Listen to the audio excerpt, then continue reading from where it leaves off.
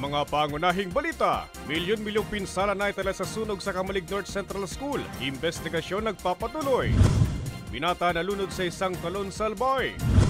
Driver ng isang global logistics service provider sugatan sa aksidente.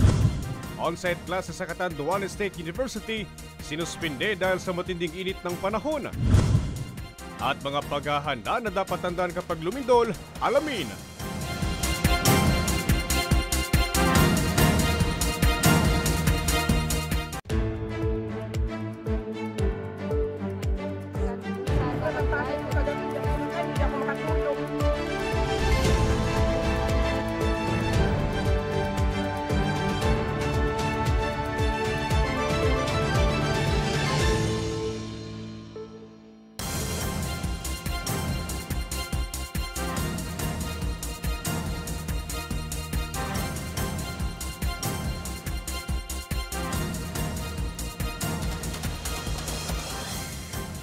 Magandang gabi.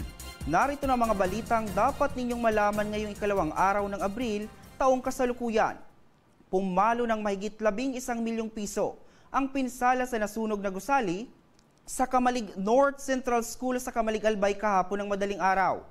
Patuloy pa rin na inaalam ng otoridad ang sanhi ng sunog. May report si May Insinares. Umabot sa higit 11 milyong piso ang naitalang pinsala sa pagkasunog ng Gabaldon Building ng Kamalig North Central School sa barangay Salugan, Kamalig Albay pasado alas 12 ng madaling araw kahapon. Batay sa investigasyon, kasama sa mga natupok ang 6 na silid-aralan, library, mga record ng mga estudyante, opisina ng North Public Schools District Supervisor at ang gymnasium na nasa gitna ng nasabing gusali. Nasa 10 fire trucks mula pa sa mga karatig ng munisipalidad ang nagtulong-tulong sa pag-apula ng sunog na umabot sa ikalawang alarma. Alas 2 na ng madaling araw nang makontrol ang sunog. Yung Marcos type ko doon, dinidila-dila na yung apoy. Sorry for the heater ha. Sabi ko, yun ang muna ang tutukan na hindi cooling siya para wag na madamay. Samantala, ayon sa pamunuan ng paaralan, 221 na mga mag-aaral mula sa 5 sections ng grade 5 at isang section ng grade 6 ang apektado ng sunog na pansamantala munang isinailalim sa modular learning. Magkakaroon din ng 6 na units ng temporary learning spaces na gagamitin para sa susunod na school year habang hindi pa naaayos ang nasabing gusali. But then on Friday and the rest of the days until April 13, we will adopt emergency class or shifting in grade 4 and grade 5. AM for grade 4 and PM for grade 5. Samantala, alauna na madaling araw sa parehong araw na sunog rin ang isang bodega sa Barangay 35, Tinago, Legazpi City. Ayon kay Senior Fire Officer 4 Gary Santander, Deputy Fire Marshal at tagapagsalita ng BFP Legazpi, umabot sa first fire alarm ang sunog at naideklarang fire out bandang alas 2 ng madaling araw. Per operation po, medyo nahirapan po kasi sarado yung building, sarado yung access. Parang to. Kaya lumalabas na yung usok pero kahit anong buga mo doon ng tubig, kung hindi mo talaga matatarget yung kung saan nasaan yung apoy, so hindi talaga yun maaapula. Kaya kinailangan po talagang pirsahin na buksan yung pinto para makapasok pong ating mga firefighters, yung nozzleman, para mabuga ng tubig yung mismong apoy po. Sa ngayon, patuloy pa ang investigasyon ng BFP Legazpi upang matukoy ang sanhi ng sunog. Para sa mga balitang Tatak Bicol, May Insinares.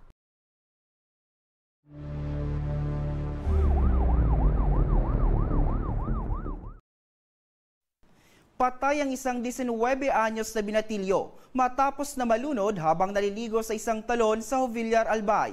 May report si Angeline Dagta. Nalunod ang isang 19 na taong gulang na binatilyo habang naliligo sa isang falls sa Sitio Bliss, Barangay Cabraran, Jovillar, Albay, alas 4 ng hapon kahapon. Kinilala ang biktima na si alias Ken, residente ng Purok 1, Barangay Anuling, Camalig, Albay. Ayon sa Jovellar Municipal Police Station, tumawag sa kanilang himpilan ang kapatid ng biktima upang ipaalam ang pagkawala nito. Batay sa pahayag ng kapatid, hindi na umahon pa ang biktima matapos ang ginawang pagtalon sa falls. Agad namang nagsagawa ng search and rescue operations ang mga otoridad. Alas 4:50 ng hapon ng parehong araw, nakuha rin ang katawan ng biktima. Isinugod pa ito sa ospital, ngunit idiniklara rin na dead on arrival. Biglang tumalon itong biktima na hindi naman pala marunong lumangoy, siguro dala ng may karga yung kanyang pag-iisip na nakainom po siya. Tumalon po na walang atumbili, walang biglang nakakalam. Napag-alaman din na nakainom ng alak ang biktima at wala rin na sapat na kaalaman sa paglangoy. Wala naman nakikitang foul play, ma'am. Nagulat lang talaga yung magkakasama. Bigla na lang siyang tumalon sa... Nagpaalala naman ang mga otoridad sa publiko, lalo na ngayong tag-init, na iwasan ang paglangoy sa hindi ligtas na lugar. Siguraduhing laging may kasama, bantayan ang mga bata, alamin ang kakayahan sa paglangoy at magsuot ng life vest kung kinakailangan. Para sa mga balitang Tatak Bicol, Angeline Dagta.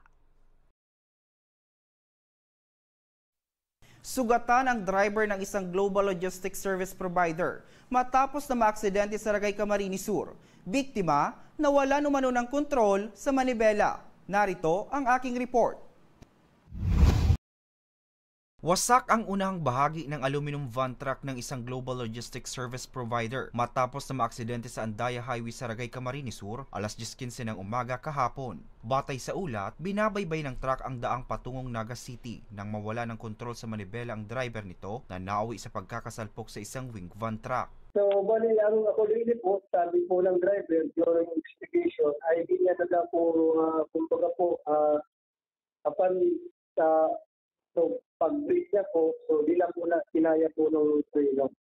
Wala po, hindi po kinaya, kaya lumangga po yung sinasakyan lang. Sugatan sa insidente ang driver ng aluminum van truck na kinilalang si alias Aldren, 40 anyo, binata at residente ng Santa Magdalena, Sorsogon, na agad naman ay isinugod sa Ragay District Hospital, habang ligtas naman ang mga sakay ng wing van. So, yung driver po, no, pangalawang sakyan, yung red white ito, and then yung co-worker po ay yung co-driver niya, agad naman po itong dinala po sa Ragay Hospital. Nagtamo po kasi ito ng physical. Paalala naman ng mga otoridad, importante ang regular na pagpapasuri ng sasakyan upang maiwasan mga mechanical na problema na maaaring magdulot ng aksidente at siguraduhin rin na nasa maayos na kondisyon ang mga gulong, preno at mga ilaw. Para sa mga balitang Tatak Bicol, Hercules Barbacena.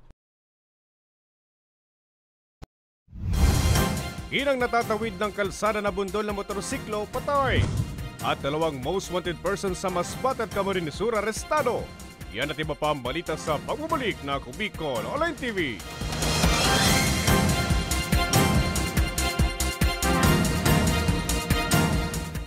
Jericho Rosales po, Bicolano. Ngunyan takaypuan, kitabang at kasurog sa edukasyon, sa kalusugan, at kabuhayan sa panahon ng sakuna. Ang Ako Bicol, katabang at kasurugta sa pagtaoki scholarship sa mga aki na nangangaypuan. Katabang at kasurugta sa kalusugan, kasurog sa pagpasar ni Eddie Garcia Lo. Bilang ermano ng bawat Bicolano, ang buya kong party list may plano. Kaya ang boto ko, Ako Bicol. 131 sa balota. Sabi nila, wala ka daw ginawa nung nakaupo ka sa Senado. Ano pinanindigan mo? Pinanindigan ni Senator Lito kaming mahihirap. Binigyan niya kami ng libreng tulong legal para umunlad. Gagawin ko ang lahat para magbayad sila. Kot! Ang sabi nila, artista ka lang. Ano bang magagawa ng isang action star? Marami nang nagawa si Senator Lito. At ang isa dito ay yung pag-aksyon niya para sa kapakanan naming mga manggagawa. Ang sabi nila, hindi ka daw nakapagtapos sa pag-aaral. Paano mo kami matutulungan? Hindi nga siya nakapagtapos, pero ginawa niya ang lahat para kami ay makagraduate na! Ilan lang yan sa maraming nagawa ni Senator Lito Lapid. Lito Lapid. Dumanas ka man ng hirap. Lahat ng sabi-sabi sa'yo, inaksyonan mo.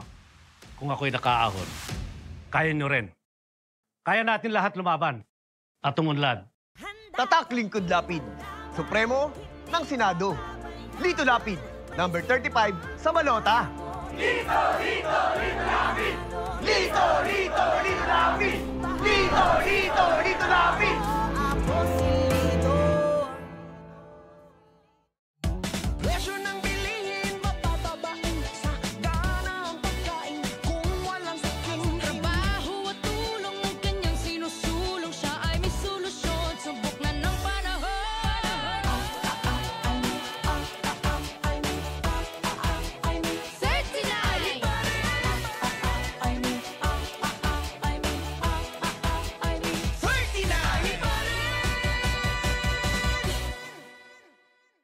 Ako si Jericho Rosales, sarong aktor, kasurog kang kalikasan, Oragon, Bicolano. Ang boto ko, ako Bicol. Ako Bicol, 131 sa balota.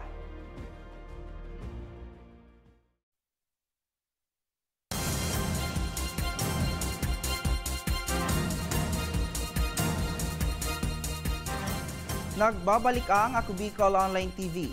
Patay ang isang ginang matapos na mabundol ng motorsiklo sa Masbate City. Nakabanggang rider, wala umanong lisensya. May report si Danica Garcia.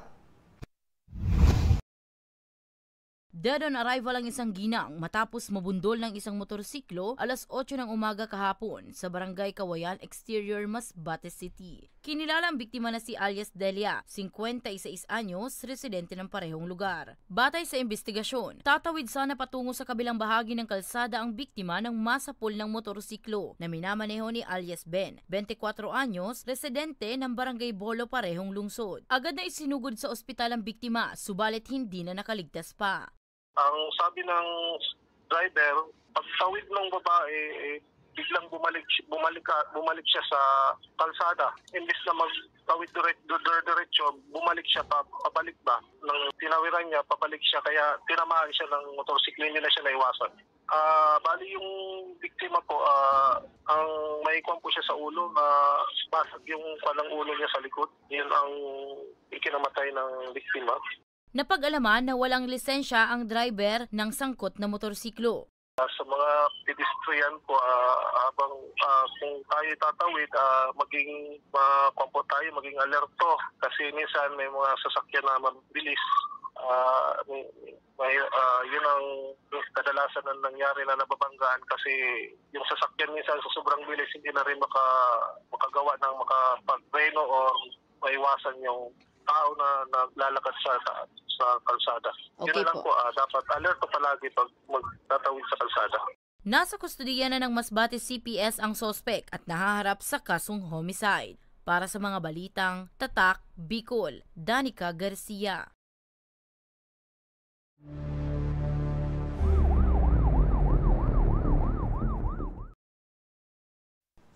Arestado na ang Rank 1 Municipal Most Wanted Person ng Goa at Rank 6 Provincial Most Wanted Person ng Camarines Sur. Nahuli ang sospek sa pinagtatrabahuang car wash sa Caloocan. Narito ang aking report. Nakakulong pa sa Quezon City Police Station ang 45 anyos na car wash boy na Rank 1 Municipal Most Wanted Person ng Goa at Rank 6 Provincial Most Wanted Person ng Camarines Sur matapos na mahuli sa ikinasang operasyon sa pinagtatrabahuan nitong car wash station sa Caloocan City kahapon. Kinilalang akusado na si Salimar Domingo, 46 anyos, binata at residente ng Barangay San Benito, Goa, Camarines Sur. Ayon kay Police Master Sergeant Richard Capuz, ang tagapagsalita ng Goa Municipal Police Station, mahabang panahon ring nagtago sa batas ang suspect dahil sa dalawang kaso ng statutory rape at act of lasciviousness. So wala itong pinagrekomendang piyansa, itong statutory rape niya na 2 counts, and then ang act of lasciviousness ay mayroong recommend na piyansa nagkakahalaga po ng 200,000. Naaresto si Salimar ng pinagsanib puwersa ng CIDG, QCDFU at Goa Municipal Police Station sa bisa ng warrant of arrest na ibinaba ni Honorable Randy Carlo Aquino Gobot, ang presiding judge ng RTC Branch 30, 5th Judicial Region sa San Jose, Camarines Sur noong January 7, 2025. Kaugnay nito, nanawagan naman ang mga otoridad sa publiko na agad ipagbigay alam sa kanilang himpilan kung sakali mang may mamukhaan o makilalang mga nagtatago sa batas upang mapanagot ang mga ito at mabigyan ng hustisya ang kanilang mga biktima. Para sa mga balitang Tatak Bicol, Hercules Barbacena. Tuluyan na ring nahulog sa kamay ng mga otoridad ang rank number 7 Provincial Most Wanted Person ng Masbate. Suspect, 9 na taong nagtago dahil sa patong-patong na kaso. May report si Rose Bilista. Kulungan ng bagsak ng rank number 7 Provincial Most Wanted Person ng Masbate matapos na makorner ng mga otoridad sa ikinasang operasyon sa Barangay Villa Pugado, Kataingan, Masbate, bandang alas 11 ng umaga kahapon. Kinilala ang suspect na si Alias Goryo, 78 anyos, may asawa at residente ng parehong lugar. Ayon kay Police Major Joven Luis Ondivilla, officer in charge ng Kataingan Municipal Police Station, 9 na taon ring nagtago sa batas ang suspect na nahaharap sa kasong attempted murder, frustrated murder at murder in relation to 7610. Ang nakuha po namin info, ito pong mga biktima is madami pong pinagkakautangan sa barangay nila. Yung pong suspect na yun ay isa din po sa pinagkakautangan nila, and then nagka-heated argument po yung pamilya. Pagkabalik po, umalis po yung suspect, and pagbalik po ay pinagbabaril po yung bahay nila. At ang namatay ay yung anak nila na nung time na yun is 13 years old. Kaya po napasok yung murder in relation to 7610. Inaresto ang suspect sa bisa ng warrant of arrest na ibinaba ni Honorable Arturo Clemente Reville, Judge ng Regional Trial Court Branch 49, 5th Judicial Region, Kataingan, Masbate. Ang tatlong kaso na po ay attempted murder, frustrated murder, and murder in relation to 7610 na inisyu ni Honorable Arturo Clemente Reville, na may recommended bail na 120,000, 200,000 at isang no bail recommended. Sa ngayon, nasa kustudiya pa ng Kataingan MPS ang suspect para sa kaukulang disposisyon. Para sa mga balitang Tatak Bicol, Rose Bilista. On-site classes sa Catanduanes State University sinuspinde dahil sa matinding init ng panahon. At mga paghahanda na dapat tandaan kapag lumindol, alamin. Yan at iba pa ang balita sa pagbabalik ng Bicol Online TV.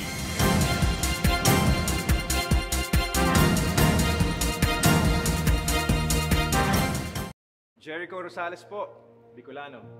Ngunyan takaypuan, kitabang at kasurog sa edukasyon, sa kalusugan, at kabuhayan sa panahon ng sakuna. Ang ako Bicol, katabang at kasurugta sa pagtaok scholarship sa mga aki na nangangaipuan. Katabang at kasurugta sa kalusugan, kasurog sa pagpasar ni Eddie Garcia Law. Bilang ermano ng bawat Bicolano, ang buya kong party list may plano. Kaya ang boto ko, ako Bicol.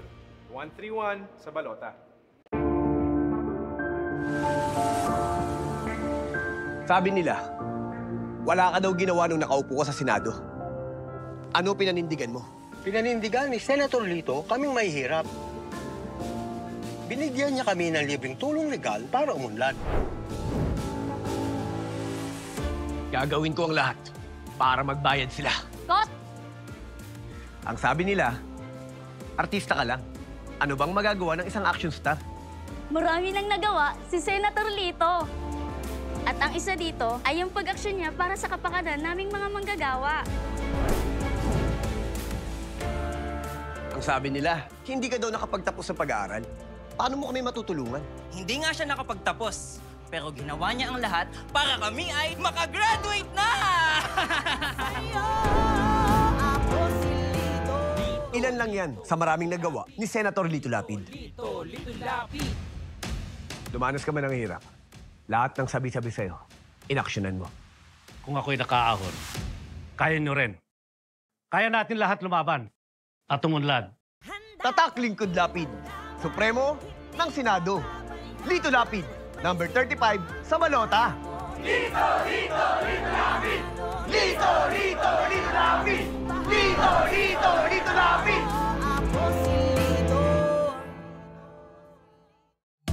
Presyo ng bilihin, mapatabain sa ganang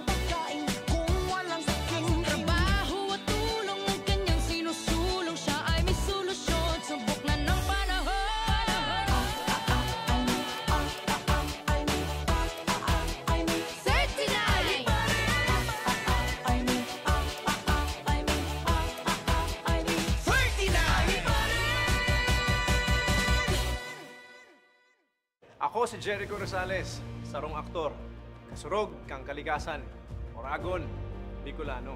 Ang boto ko, ako Bicol. Ako Bicol, 131 sa balota.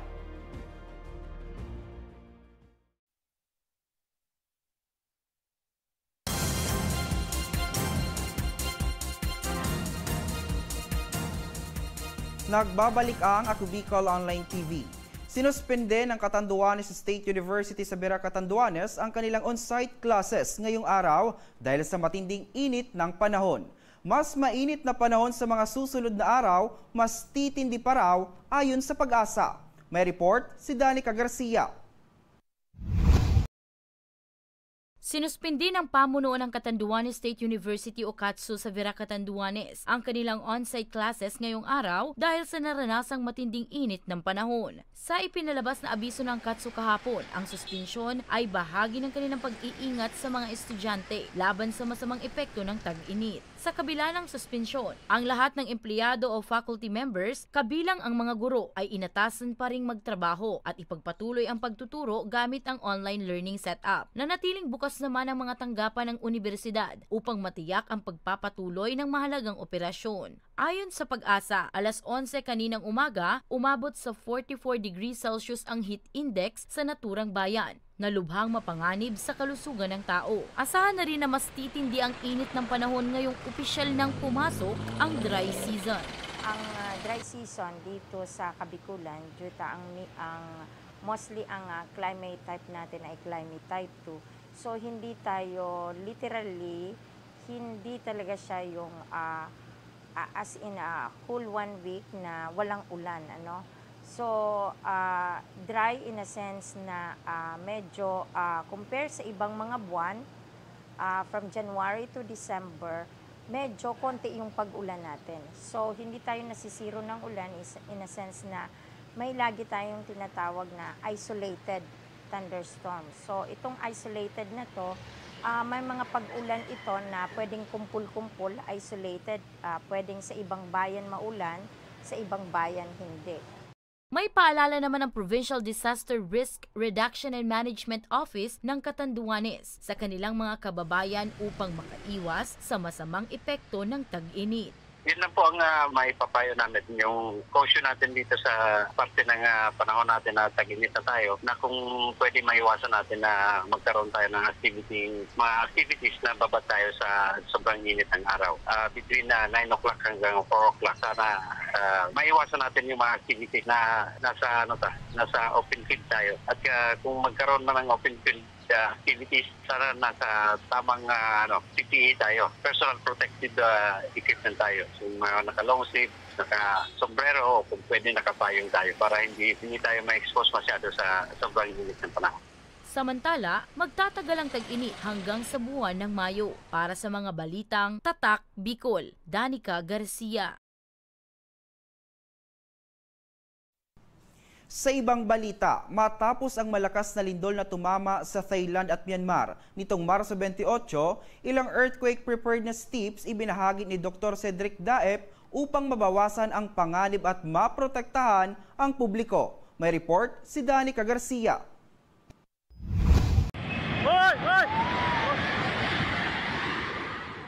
Matapos ang malakas na lindol na tumama sa Thailand at Myanmar, muling nagpaalala sa publiko si Dr. Cedric Daep, dating Chief ng Albay Public Safety and Emergency Management Office o APSIMO at kasalukuyang Administrator ng lalawigan ng Albay tungkol sa mga paghahanda na dapat tandaan kapag lumindol. Ayon kay Daep, matatagpuan ng Pilipinas sa Pacific Ring of Fire o kasama sa mga bansa na madalas tamaan ng mga lindol at iba pang kalamidad. Dahil dito, mahalaga ang pagiging handa upang mabawasan ang panganib at maprotektahan ang ating mga sarili at pamilya. Aniya, bago pa tumama ang lindol, gumawa na ng plano sa pamilya. Ihanda rin ang go bag na naglalaman ng mga mahalagang gamit tulad ng tubig, dilatang pagkain, first aid kit, flashlight, radyo at mahalagang dokumento. Suriin rin aniya ang bahay at tiyaking matatag ang mga estruktura nito. Importante rin umanong malaman ang mga evacuation routes. Yung nangyari sa Myanmar and Bangkok, Cambodia, apektado din ang Southwest China, and Lao PDR is a kind of a reminder sa atin na dapat paghandaan talaga natin ang lindol. Dahil ang lindol, nangyayari po yan na walang warning. Kaya dapat anytime, anywhere, saan man tayo, around us in awareness dahil kailangan natin alam ang gagawin na hindi tayo nagpapanik pag nagkaroon ng lindol.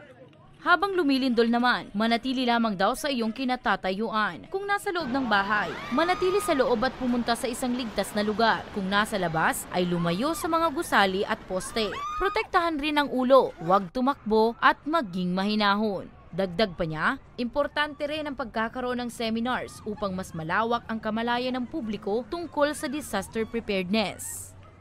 Sa earthquake drill, kailangan scenario-based tayo. Hindi pwedeng lahat lang fire and earthquake drill na structural failure. Dahil meron tayo ditong tsunami. Dapat tsunami warning and evacuation ang gawin sa mga lugar na nasa coastal. Hindi yung tinatawag natin earthquake. Dahil pag sinabing earthquake, ang pagkaintindi nila, ground shaking lang. Ang earthquake, meron tayong landslide, may fire, may tsunami, meron tayong liquefaction katulad ng mga areas na reclaimed properties, swamp dati, siya ko laging binabaha.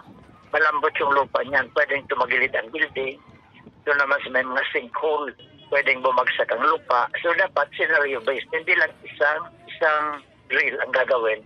Tingnan kung ano ang effect sa lugar. Samantala, wala naman na naiulat na albayanong nasaktan sa nangyaring lindol sa dalawang nabanggit na bansa. Para sa mga balitang Tatak Bicol, Danica Garcia.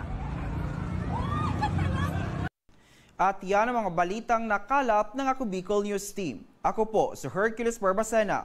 Salamat!